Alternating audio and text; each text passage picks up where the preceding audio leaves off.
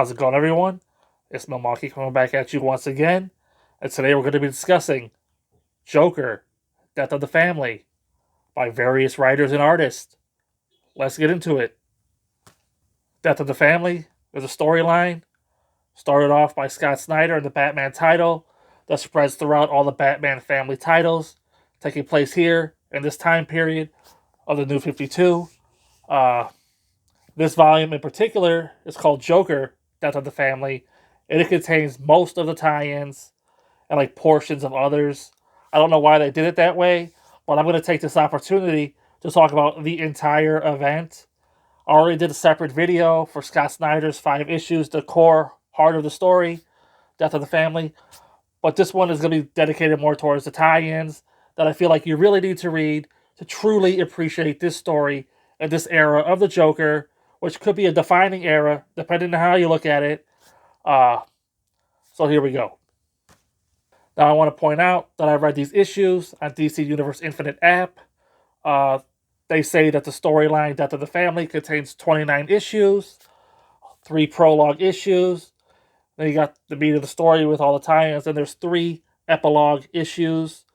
I don't really think those epilogue issues are true epilogues because the story ends with Batman 17.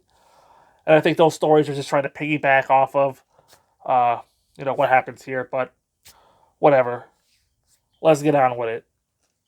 First prologue issue is Batgirl number 13, and the only relevant page in the issue is where Barbara Gordon's mother answers the door, and there's 3 guys dressed in clown masks there, and they kidnap her. Then we go to Catwoman number 13. Catwoman, who's being haunted by toys of a dead friend, takes on a job for a game of chess being played all across Gotham. Catwoman number 14. Joker captures Catwoman and tortures her, all in an effort to make her stop loving Batman and making him soft and weak. At one point in the issue, Joker tells Catwoman that she should marry Batman just to rip out his heart and make him the ultimate fighting machine. I wonder if that's where Tom King got the idea. If you know, you know. So those were the 3 prologue issues. Then we go into Batman number 13, where Joker goes to Gotham City Police Department to retrieve his severed face. And then he goes to Wayne Manor after, setting Batman on a wild goose chase, and he kidnaps Alfred, kicking off the whole Death of the Family story arc properly. We get a backup story featuring Joker and Harley Quinn, where he sets up Harley Quinn's role in the previous Batman issue. Then we have Batman and Robin 13 through 14. Now, I already covered these issues in the previous, Batman and Robin Volume 2 Pearl video, and I remember reading them going, what the hell is this? Zombies attacking Gotham and somehow Joker's to blame? At the time, I didn't realize these were actually tie-ins to the Death of the Family story arc that was just collected earlier than they should have been, or whatever. So I was confused there. The stories still suck. Zombies attacking Gotham? Come on. What is this, Blackest Night? And it's blamed on the Saturn Club, but Joker was the one really involved. Never cared for these issues, even though now I got a little bit more context for them. They're still weak links in the overall greater story. Then we got Suicide Squad number 14, where Joker liberates Harley Quinn from the Suicide Squad during the funeral for a fallen member, and he demands a favor of Harley Quinn. Then we got Suicide Squad number 15. It's Joker versus Harley Quinn and their big breakup in the New 52, I guess. I don't know. I was surprised to see there were even a couple in the New 52. I thought that was all done with, but I guess I was wrong. Then we get Batman issue 14, where Batman returns home, realizes Joker has kidnapped Alfred, and he's going after Gordon next. He tells Nightwing to head to the reservoir because Joker's reenacting old crimes. And Joker's already there. He sets a trap for both Batman and Nightwing. A backup story where Joker and Penguin negotiate a gang war. We get Detective Comics here, where Batman takes on Clayface. Joker takes Penguin to Arkham Asylum. Ivy makes a deal with this new character, Emperor Penguin. And in the backup story, we get the story of why Ivy and Clayface are a couple. Batgirl number 14. Some mysterious voice on the phone leads Batgirl to Joker's location where he has her kidnapped mother. Batgirl comes face to face with her greatest fear, the Joker, because after all, Joker was the one who paralyzed her, and now that she's not paralyzed anymore, she still fears the Joker. Joker goes on to make Batgirl a proposal, but will she accept? Does she have a choice? Batgirl number 15. Batgirl takes on the Joker as she has him beat, but his backup arrives. Joker then tells Batgirl to meet him at a new location or he'll kill her mother. James Gordon Jr. to the rescue?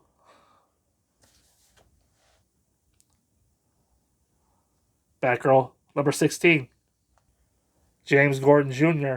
crashes the wedding between Joker and Batgirl. Yes, you heard that correctly. Joker was planning to marry Batgirl, but James Gordon Jr. shows up, trades Batgirl for his mother, takes his mother and leaves, and of course, Batgirl's left with Joker, and we're teased that the story will conclude in Batman issue 17. This is going to happen a lot throughout these tie-ins. We're going to get a couple of issues of Joker taking on one of the Batman family, only for it to end in a cliffhanger that says tune in to issue 17 of Batman for the real conclusion. But before that, we got Batman 15, where Joker poisons Batman and escapes the reservoir. Batman and the family hold a meeting to discuss just how much the Joker knows about them. Then, Batman follows a lead that takes him to Arkham Asylum. And we get a backup story where Joker, in Arkham Asylum, challenges the Riddler to break out of his cell so that he can join the festivities that the Joker has planned for Batman. Batman and Robin, number 15. Damian tracks Joker to the Gotham Zoo in an attempt to rescue Alfred. Joker captures Robin and they have a little talk. Batman and Robin 16. It's Robin versus Jokerized Batman. In a battle to the death, of course. How will Robin get out of this one? Spoilers, he won't. To be concluded in Batman number 17. Detective Comics number 16. Joker tribute gangs run the streets of Gotham. And Emperor Penguin uses it to his advantage.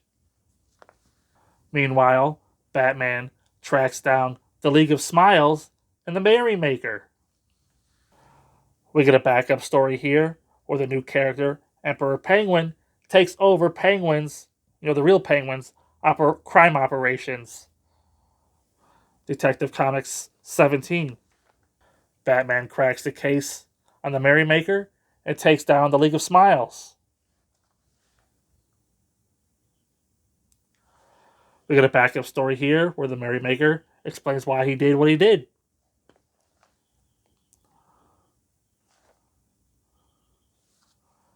Nightwing number 15. The Joker targets Haley's Circus to get at Nightwing. Nightwing number 16.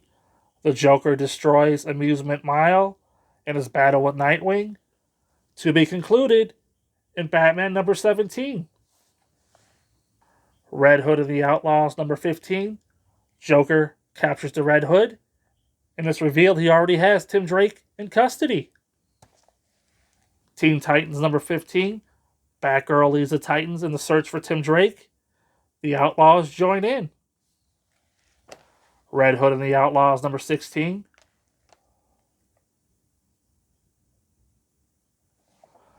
The Outlaws and the Teen Titans team up to take on a homeless Joker army.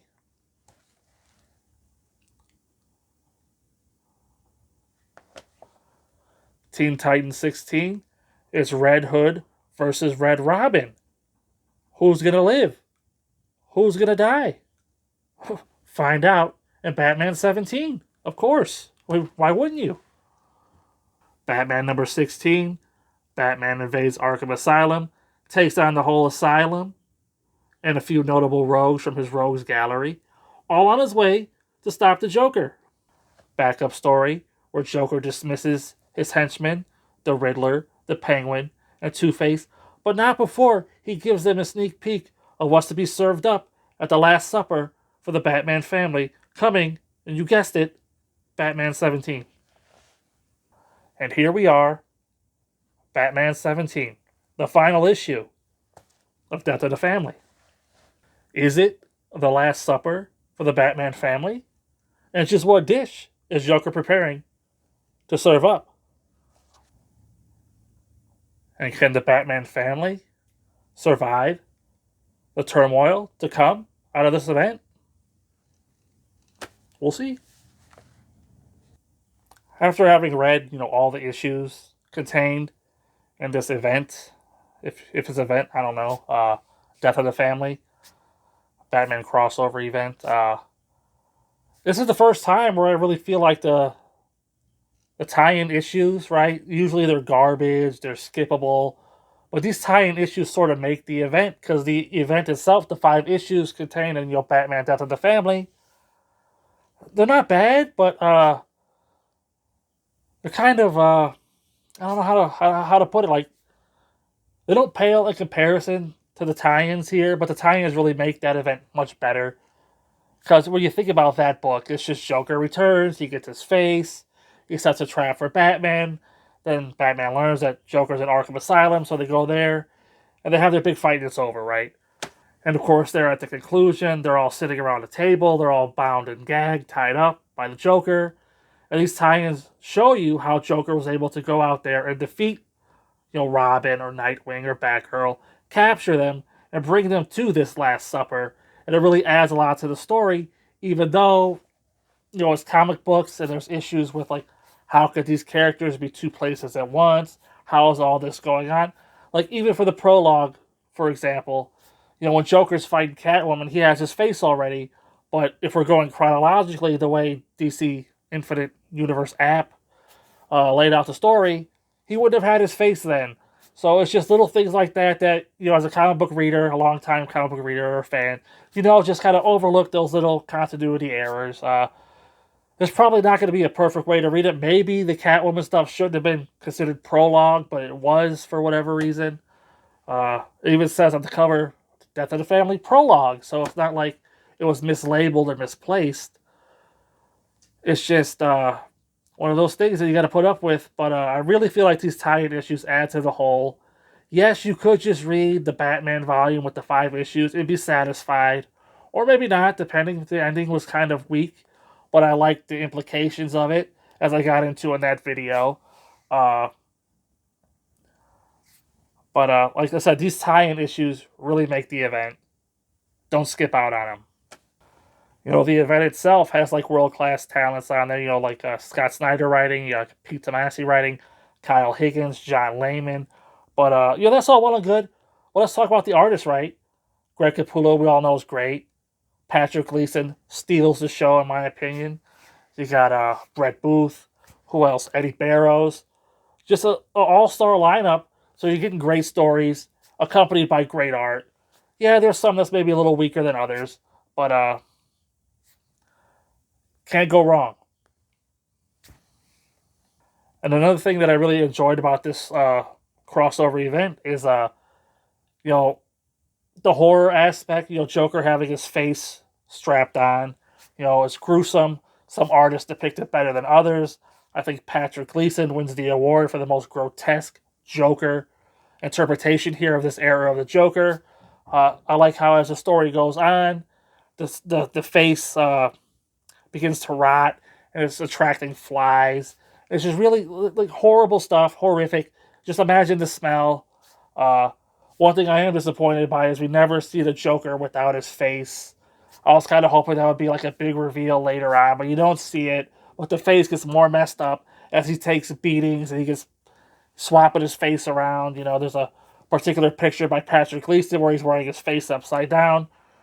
Really horrific stuff here, but great art, right?